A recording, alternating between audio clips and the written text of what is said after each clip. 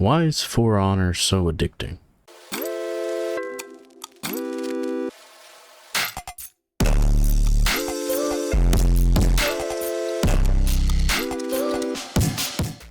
Alrighty guys, welcome back to the channel, and today we're going to be having a little discussion. So, I play For Honor quite a bit, and it is my favorite game ever. I've never loved a game like I've loved For Honor. So, I want to know why is that? Why do I keep playing this game like it's part of my religion? I think there are a few things that all combine to make this game something truly special in my eyes. First thing, uniqueness. So when the game For Honor released on February 14th in 2017, I knew that it was something very special that I started playing, and I fell in love pretty quickly. I've always loved the medieval style, but it usually wasn't PvP. It was mainly like the PvE games.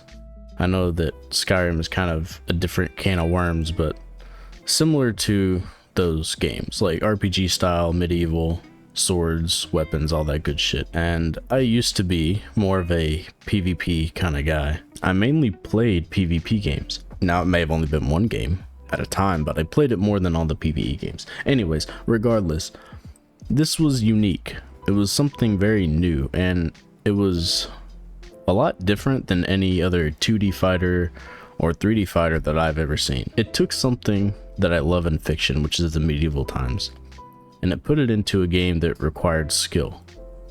And that wasn't something that I really realized as soon as I started playing, because I was younger, but I was 16 at the time this released. And I remember them advertising the game and having the trailers, and I was so very excited. And the thing about For Honor is it's different because it's a 3D fighter, but it's based on directional inputs. So usually when I see other 3D fighters, it's you just run around and press X a lot, right? And there are skills in those games, don't get me wrong, but it's different here. The For Honor formula just feels like it works. The ability to lock on to single out a target, the fact that you're not running around aimlessly pushing X or Y or whatever. It's a really unique game, and I think that that's something that I really love about this game. There's no other game that I've seen that is similar to For Honor.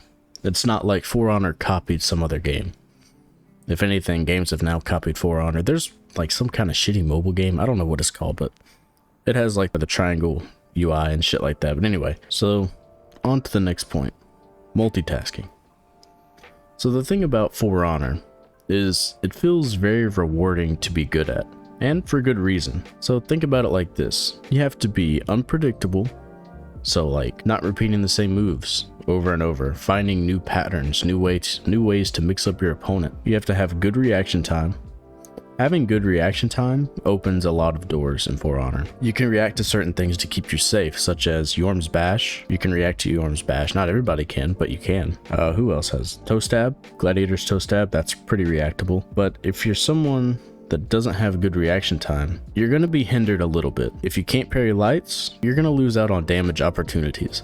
See, parrying lights isn't how you win, and I'll explain what I mean after this next part. The next part is reading your opponent.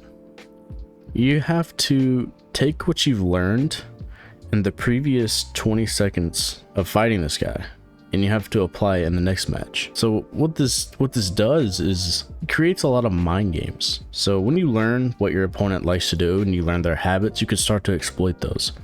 Say they throw a top heavy and then they throw a side light to the right. Well, next time they throw a top heavy, you may want to go for that light parry on the right. And the thing is, you're not doing just one of those things at a time. You're doing all three of them at the same time, all the time. And I think that that's what really makes For Honor feel deep in the gameplay. It's not just, I've played Mortal Kombat.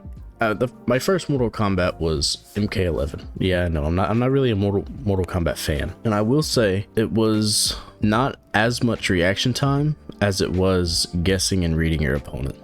There are some things that can be reacted to, like projectiles can be reacted to, some overheads. But what I'm getting at is For Honor is a 3-stack Oreo of reaction time, unpredictability, and a guessing game. And that's something that I really like. I think it's very enjoyable. On to the next point, progression. So in For Honor, there are 31 heroes in total, unless I counted wrong, which is very possible. So you can get each character to reputation 70, correct? That means if you were to go for every hero rep 70, you would have to get 2,170 reps. That's 20 levels in each rep. That is a lot of progression. And I'm not really meaning like, say you only play Roach, you get on to rep 70, you're not earning anything anymore. That is true.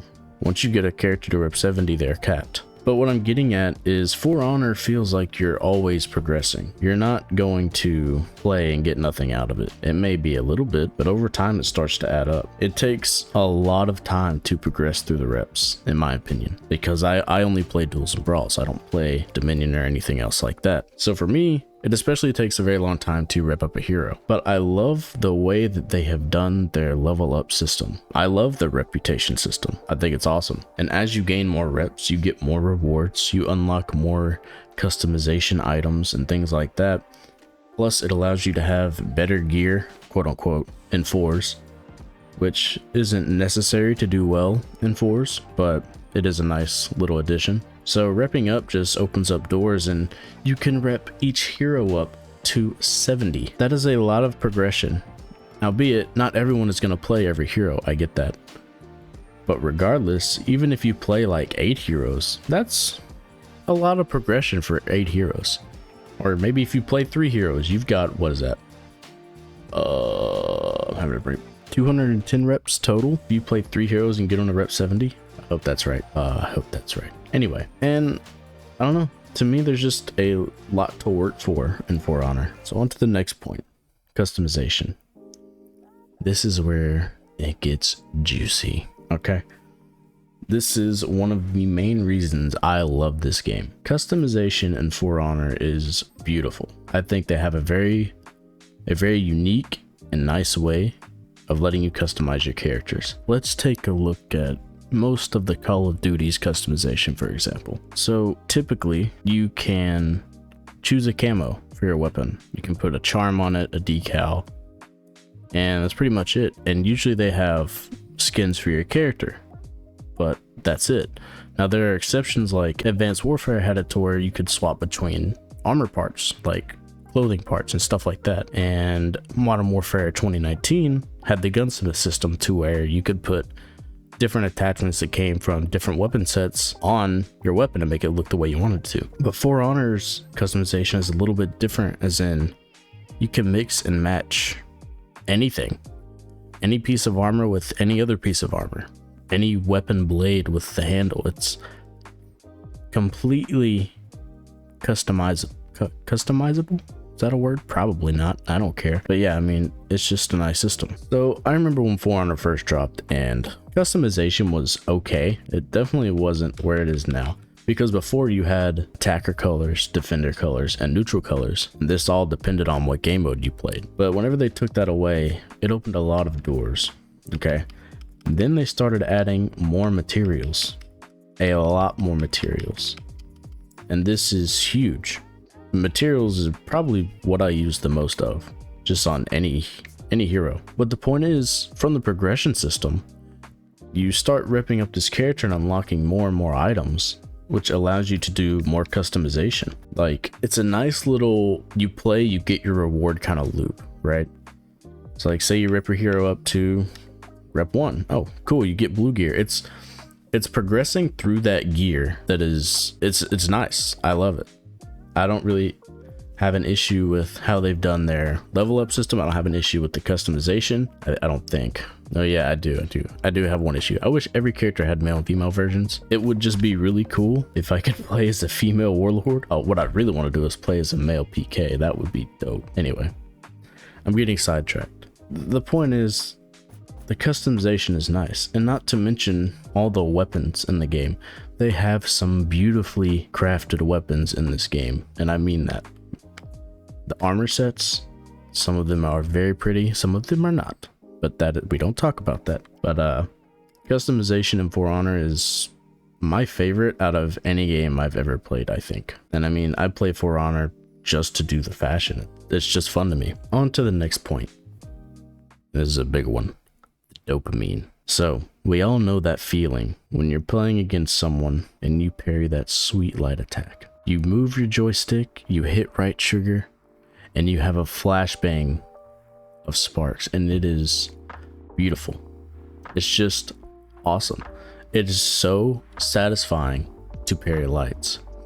It's so satisfying to do a lot of things in this game. So like deflex, recovery deflex, and there are some moves on certain heroes like, let's say, Warlord. If you land just a raw ass side heavy, oh, it's so nice. I will say that's so nice. Nobu, you start dodging through all of their attacks just to come and counter with a kick. Oh, it's just satisfying. This game just makes you feel good when you do cool shit. And I think that that's something that really helps people keep playing, because you're not always gonna play good and do cool shit unless you're like a pro, which most of us, like 90% of us, are not. And I think that's what keeps people coming back. And it's why I can't stop playing this game, is because there's so many unique things that can happen that there's usually always something new to be discovered. So I can give you an example of one of my things that I found out recently that I find very satisfying to do. So say you're playing Highlander. Raider throws a raw heavy. You dodge it into your stance just in time to dodge the next attack and kick him in the fucking chest. That's just one example of a lot of satisfying things that can be done. Now, I don't know how many of you can do this, but parrying chain lights on reaction is very spicy. And that's kind of what I've been going on about, is like, there are just certain things in For Honor that feel good to do, like they make us happy inside. That brings me back every day. That's all I gotta say. Next point, cool people. So it has been established that For Honor is a somewhat toxic community. Don't lie to yourself, you've been part of it. We all have, and that's unfortunate, but that's just kind of how it be, right? But amongst all the salty people that you play, every once in a while you find a gem, find a really cool dude whenever you're playing duels, or find some cool people in brawls, and it's a nice experience because you suddenly become less worried about whether you win or lose, and you start focusing more on making a connection and talking with those people and holding a conversation. So it's like the game becomes less important, but you're still having just as much, if not more fun. I know that when I play with some cool people, I have a lot more fun just because I don't have to deal with people spamming wild things wow all the time. Now, I play this game with honor. I will let people execute in brawls. I'm not going to emote spam. I'm not going to say wow or thanks. I say it rarely, okay? But it's not when I'm salty, it's when they started it, okay? They said it first, but that's just how I like to play. But that doesn't mean that other people have to play that way. Other people will do the complete opposite. You're not getting execution off in brawls. It's not gonna happen. People are gonna emote spam your body in duels whenever they shit on you. It's just how some people are, and that's fine. But it gets old sometimes, right? And then, especially if you're having a bad day, it doesn't help to get shit on and then have fucking Raider teabag your body. It's just not fun. But there's a caveat to that. Say you spawn in the next round and you whoop their ass. There's nothing more satisfying. It is very satisfying to beat someone who is angry at you for being good at the game, or is just a cocky player that thinks that they are literally the best player in For Honor. Anyway, that's kind of the point. Meeting cool people in For Honor is very nice. So in conclusion, what makes this game so addicting? Well, its uniqueness, its gameplay, progression, customization, the dopamine you get, and the cool people you meet. Those 6 things. Those are the reasons that you can't stop playing For Honor. I have a buddy. He doesn't play the game anymore, but he hates this game because he's not as good at it as some people, and that's fine. You don't have to be a god player to enjoy the game or hate the game, whatever. But he always ended up coming back. And this is when the game came out. I'm talking about the whole time the game was out. This has been happening. He's been quitting and coming back ever since the game released. And the only way that he didn't come back this time is because he actually figured out how to physically remove it from his account to where he had to buy it again. Yeah. This game is addicting. Alrighty guys, I'm gonna end the video off there. If you guys did enjoy the video, like, comment, subscribe, all that good YouTube stuff. Do you agree or disagree with anything that I said? Let me know down in the comments. Let me know if there are other points that I missed about why this game is so addicting. Anyways, I'll see you guys in the next one.